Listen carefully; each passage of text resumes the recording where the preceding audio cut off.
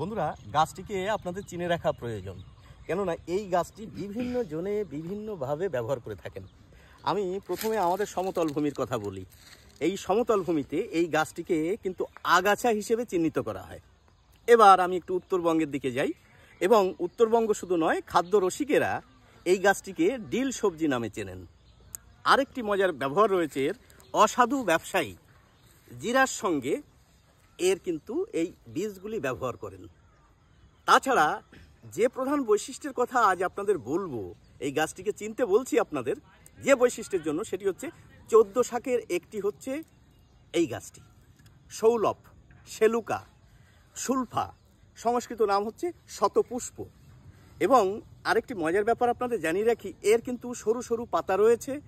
হ্যাঁ, এই যে ছোট ছোট, আপনারা আন্দাজ করতে পারছেন না কীরকম ছোট ছোট। এইটা যদি আপনি একটু ঘষেন নাকের কাছে, অপূর্ব একটি সুগন্ধ এর রয়েছে।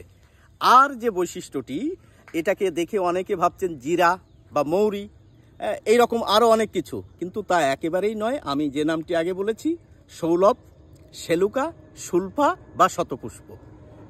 সকলকে ধন্যবাদ।